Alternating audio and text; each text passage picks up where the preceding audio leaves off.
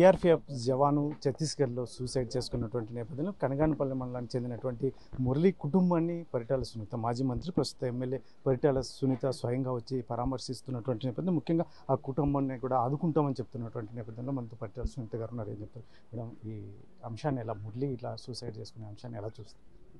Murali suicide చేసుకోవడం మేమందరం కూడా జీర్ణించుకోలేకపోతున్నాం. ఎందుకంటే యుద్ధం జరుగుతుంది, వచ్చేసామని ఆ కుటుంబ సభ్యులు కానీ వాళ్ళ సోదరు వాళ్ళ పిల్లలు కూడా ఎనికి రమ్మంటే కూడా నేను ఈ డ్రెస్ వేసుకునేది ఎనికి వచ్చేదానికి కాదు, ఇక్కడ ప్రాణాలన్నా అర్పిస్తా కానీ యుద్ధంలో నేను పాల్గొంటానని చాలా గట్టిగా చెప్పిన వ్యక్తి మురళి. ఈరోజు ఈ విధంగా చేసుకోవడం కూడా చాలా బాధాకరంగా ఉంది. ఎందుకంటే ఆ కుటుంబం కూడా మురళి మీదే ఆధారపడి ఉంది. వాళ్ళ తల్లి తండ్రి కానీ భార్య పిల్లలు చెల్లెలు అందరూ కూడా మురళి మీదే ఆధారపడినారు. మరి ఆర్థిక పరిస్థితుల వల్ల లేదంటే వాళ్ళ నాన్నకు కూడా క్యాన్సర్ పేషెంటు, తర్వాత తన పిల్లలు చెల్లెలకు పెళ్లి చేయాలి, ఇవన్నీ కూడా చాలా వరకు ప్రాబ్లమ్స్ కూడా ఉన్నాయి, లేవని కూడా చెప్పాం. కానీ ఈ ప్రాబ్లమ్స్ మనం యుద్ధంలో అక్కడ పోయి అంత గట్టిగా నిలబడిన వ్యక్తి మరి ఎందుకు ఒక సెకండ్ ఆలోచన చేసింటే కూడా ఈరోజు మురళి కూడా బతుకుండేవాడు. చిన్న పొరపాటు వల్ల ఈరోజు ఆయన ప్రాణం పోగొట్టుకోవడం వల్ల ఆ కుటుంబాలు ఈరోజు రోడ్డు పాలన పడే పరిస్థితి ఉంది.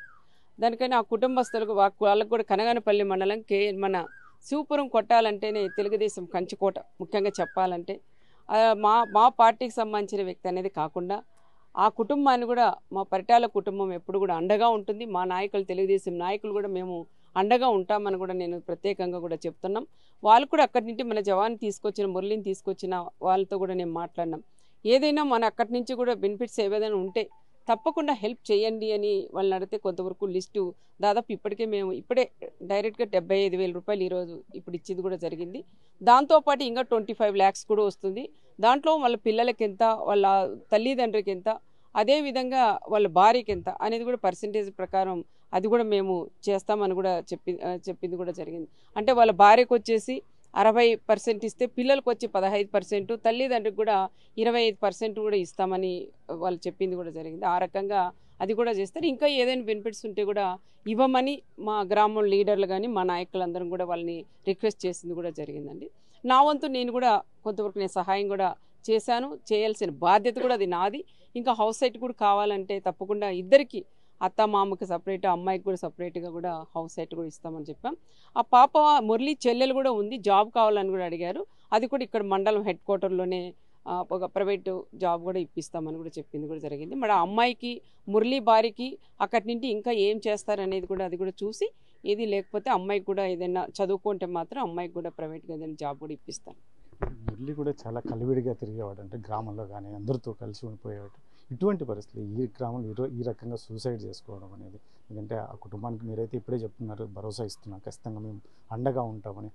ఏం చెప్పబోతున్నారు ముఖ్యంగా ఇటువంటి అంశం అనేది? ఎందుకంటే చిన్న పిల్లల్ని దృష్టిలో పెట్టుకొని ఈ కుటుంబం అంటే మురళి వాళ్ళ బాబాయ్ వాళ్ళు కూడా రామాంజనేయులు ఉన్నారండి. వాళ్ళ పిల్లలు కూడా బాగా చదువుకొని జాబ్ చేస్తారు. వాళ్ళ పెదనాన్న ఆయన కూడా పాపం హెల్త్ బాగాలేదు. వాళ్ళ బ్రదరు వాళ్ళ తమ్ముడు కొడుకే మురళీను.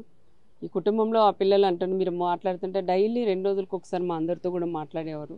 కానీ ఈ విధంగా ఎందుకు చేసుకున్నారు కూడా తెలీదు. మాతో అయితే మా నాన్నకు బాగాలేదు, తర్వాత చెల్లెలకు పెళ్లి చేయాలా, ఆర్థికంగా చాలా ఇబ్బందికరంగా ఉంది, బాధ ఇస్తుందంటే మేమందరూ ఉన్నాం కదా నీకు సపోర్ట్గా ఉండామని వాళ్ళ తమ్ముళ్ళు వాళ్ళ బ్రదర్స్ అందరూ కూడా చెప్పింది కూడా ఇప్పుడే నా దగ్గర కూడా చెప్పినారు. ఈ రకంగా అందరితో కలిసి బాగా ఉండి వ్యక్తి ఈరోజు గ్రామంలో దూరమై అందరి మధ్యలో లేకుండా పోవడం ఇది చాలా బాధాకరం. వాళ్ళ పెదనాన్న కానీ వాళ్ళ పిల్లలు కానీ ఇక్కడ గ్రామస్తులు అందరూ కూడా చాలా బాధపడుతున్నారు. సిఆర్పి జవాన్ ఛత్తీస్గఢ్లో జాబ్ చేస్తూ మా మండలంలో శివపురం కొట్టాల్లో నివసిస్తున్నటువంటి మురళి గారు సూసైడ్ చేసుకోవడం మాకెంతో చాలా బాధాకరము.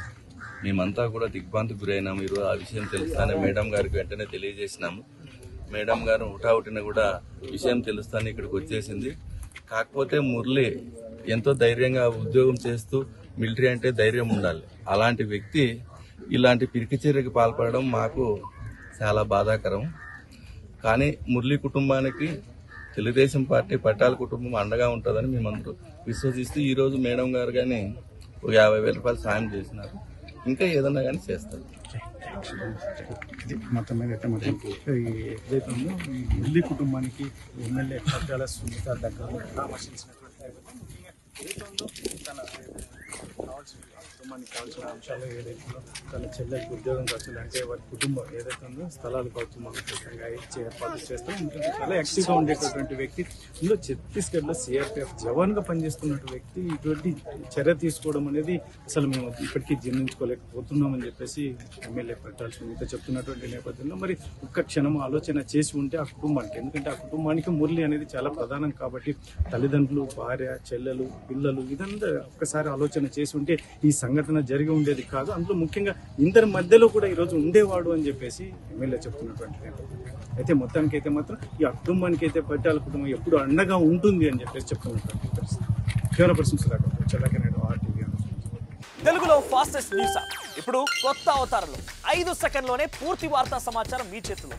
సోషల్ మీడియా ట్రెండ్స్ మీ కళ్ళ ముందుకే live TV and voice search ఆప్షన్స్తో ఇప్పుడే డౌన్లోడ్ చేయండి. యాప్ లింక్ డిస్క్రిప్షన్లో ఉంది.